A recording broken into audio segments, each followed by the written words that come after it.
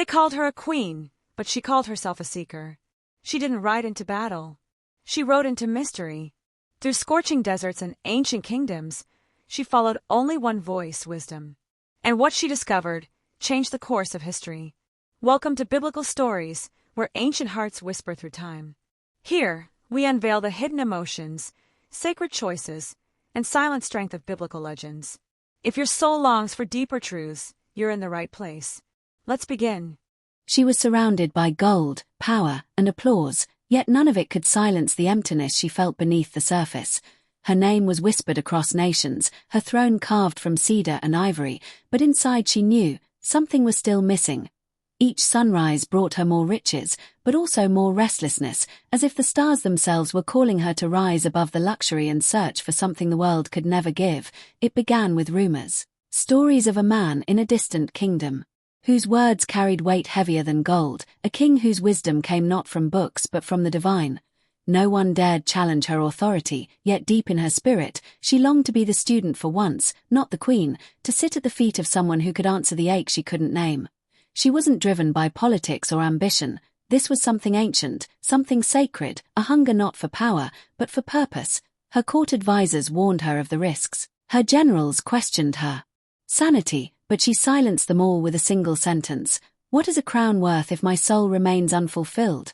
And so began the journey. Caravans stretching across the horizon, camels bearing spices, gems, and questions that had burned inside her for years. Each mile of desert wind whispered back a test: "Are you sure you want truth?" And she answered with every step forward. She crossed not only borders, but pride, comfort, fear, every dusty footprint a declaration that true wisdom is worth leaving the throne for. The Queen of Sheba was not searching for riches. She was searching for something eternal, and nothing, not even the scorching sands, could stop her.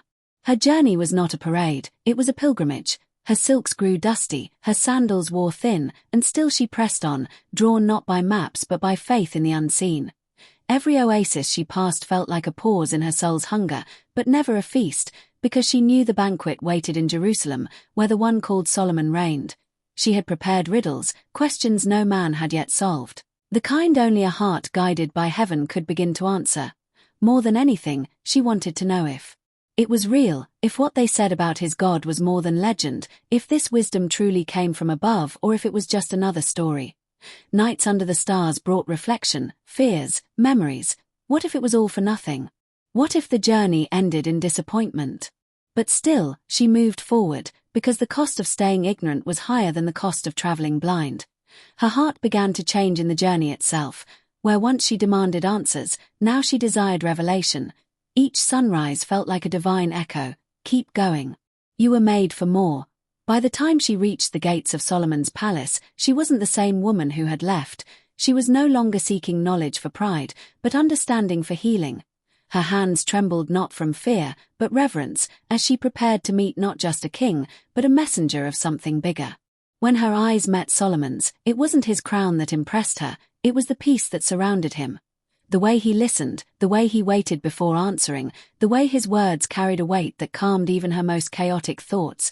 She presented her questions one by one, some about life, some about death, some about the invisible wars that rage inside the heart, and each time, he didn't answer like a scholar, but like someone who had wrestled with God and lived to tell the tale. She tested him with riddles, but what she received were revelations.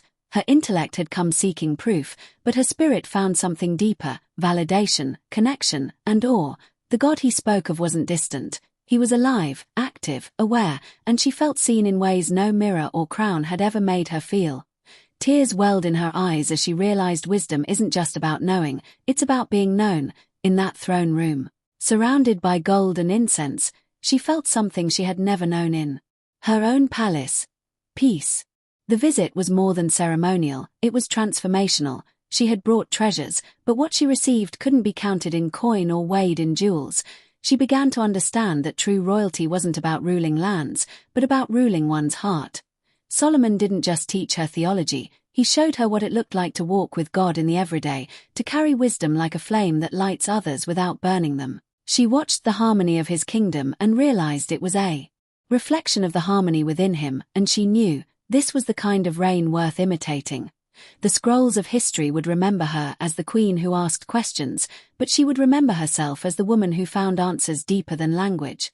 Before departing, she blessed Solomon, not just with words, but with the rare gift of genuine gratitude, the kind that only comes from a soul that was once lost and is now found. And as she turned back toward her land, the desert no longer looked like an obstacle, it looked like the path to glory. As her caravan traced its way back across the golden sands, something in her posture had shifted, less rigid, more surrendered. She no longer carried the weight of needing to prove herself, because the voice of wisdom had already confirmed who she was, chosen, seen, and deeply loved. The sun scorched as before, but this time it felt more like a baptism than a burden, as if each grain of sand witnessed her rebirth, in the solitude of the desert. She whispered prayers she never knew she had inside.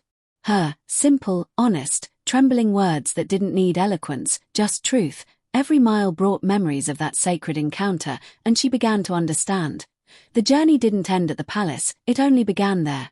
What Solomon had awakened in her was more than curiosity, it was calling.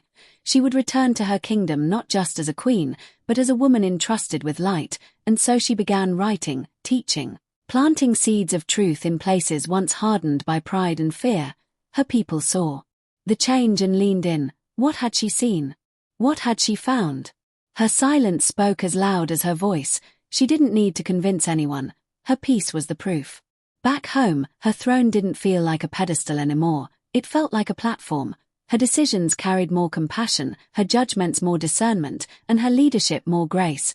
She spoke less and listened more, not because she lacked words, but because she had learned that wisdom begins with stillness.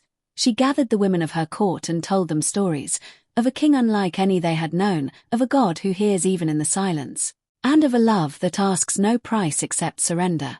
The walls of her palace became altars, and the corridors echoed with prayers.